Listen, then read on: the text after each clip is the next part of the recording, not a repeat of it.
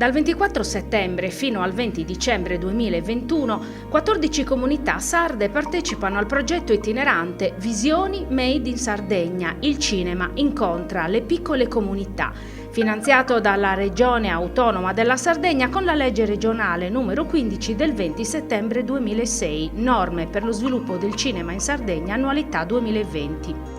La manifestazione Visioni Made in Sardegna, il cinema incontra le piccole comunità, è un progetto ideato dall'Associazione Malik in collaborazione con la Fondazione Sardegna Film Commission. Parte da Oniferi il 24 settembre per poi terminare il 20 di dicembre a Bitti. Sono 14 le comunità coinvolte, 14 comunità, piccole comunità dove il cinema non è presente.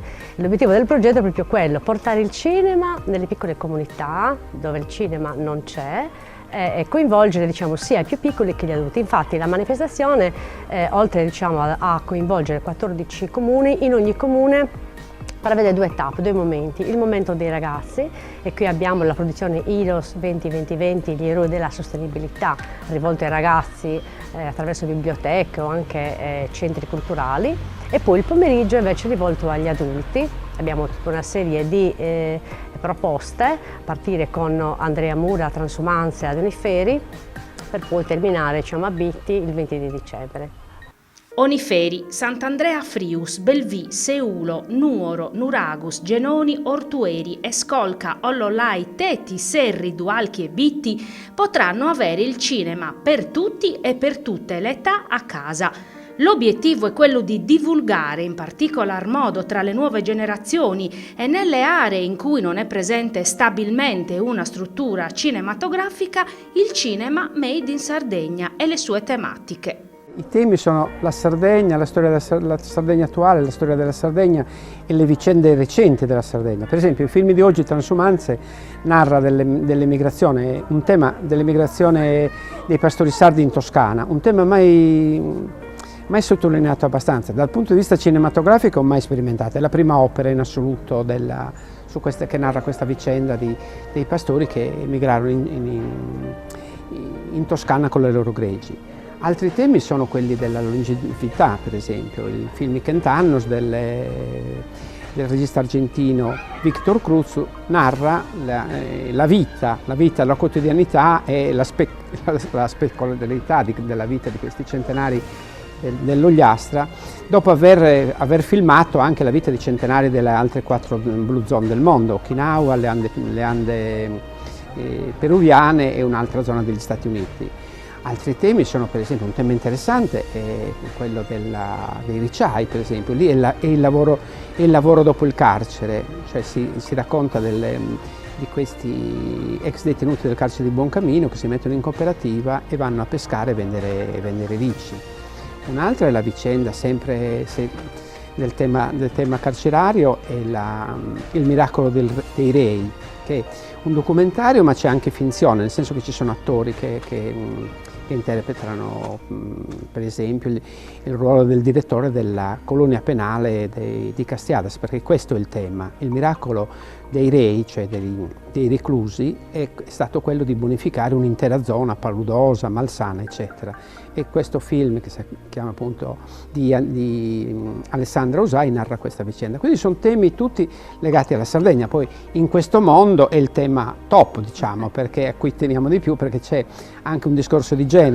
Anche lì per la prima volta si è sempre parlato di pastori in Sardegna, i pastori sardi, però ci sono anche le donne pastore, ma non donne pastore dell'ultima generazione, sono donne pastore tipo la signora di Orgosolo, di cui non mi viene il nome, si chiama Michela, ha 105 anni, quindi si narra di questa vicenda. Quindi i temi sono la Sardegna a 360 gradi. Non c'è la Sardegna turistica, ecco.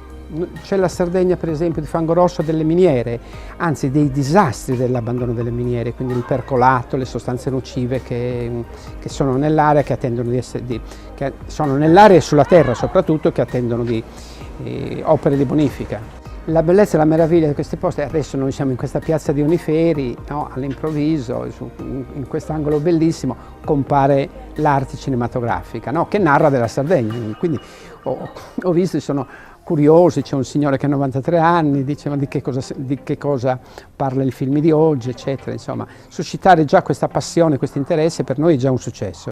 In quasi tutte le tappe, tranne per la tappa di Kentanos dove Victor Cruz vive in Colombia ed è problematico farlo arrivare per queste tappe, in tutte le altre tappe ci sarà il regista che interloquisce poi a fine proiezione con il pubblico e quindi ogni volta ci sono domande le più diverse, insomma, cioè a volte sono anche domande che pongono il problema della passione: perché hai fatto questo film, perché sei andato in Toscana a proiettare, e com'è stato il contatto con i pastori, che non è facile, insomma, no? Avere in casa un regista che sta lì tutto il giorno a filmarli, a controllarli.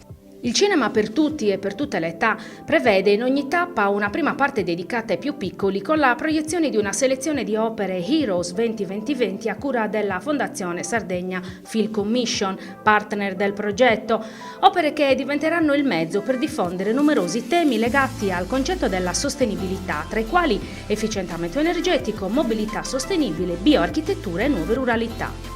A seguire un laboratorio green animato dalla creatività e dalle competenze delle operatrici culturali dell'associazione Malik, vere e proprie artiste dell'economia circolare che utilizzando scarti li riciclano creativamente, creando oggetti di uso quotidiano attraverso tecniche e materiali di riciclo.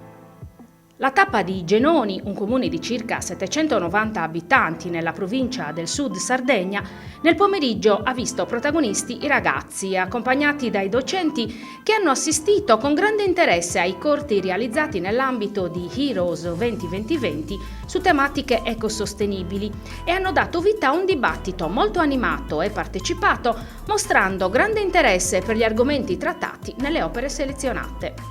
Lo stesso interesse i ragazzi l'hanno dimostrato durante il laboratorio green ideato e proposto dalle operatrici culturali di Malik.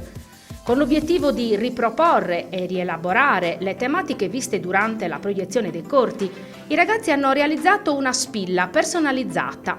In un disegno, un'immagine, una parola o una frase dovevano sintetizzare le impressioni e i concetti veicolati durante la visione dei film. Un laboratorio particolare questo che avete deciso di fare qua a Genoni sull'onda degli stimoli dati dai cortometraggi Heroes 2020 che parlano di riciclo, di alimentazione sana, di raccolta differenziata, insomma tutti i temi ambientali che i ragazzi hanno apprezzato molto, tra l'altro. Sì, loro hanno realizzato delle spille, le hanno personalizzate proprio in base a quello che loro effettivamente hanno colto dei cortometraggi che abbiamo proiettato e anche del loro proprio pensiero green effettivamente. Quindi hanno disegnato le loro spille, le hanno personalizzate, hanno scritto il loro nome e se le sono portate a casa, quindi le esibiranno nei loro zaini, nel loro abbigliamento. Sì, tra l'altro sono stati molto attenti durante le proiezioni e hanno davvero dimostrato di conoscere le tematiche e alcuni anche di metterle in pratica con un senso critico. Sicuramente i bambini e i ragazzi sono molto più attenti di tanti adulti, perché comunque sono nati in una generazione in cui si fa effettivamente la raccolta differenziata, siamo proiettati effettivamente su un ragionamento di ecosostenibilità a 360 gradi, tutto gli parla di ecosostenibilità, per cui insomma sono sicuramente molto attenti a queste tematiche.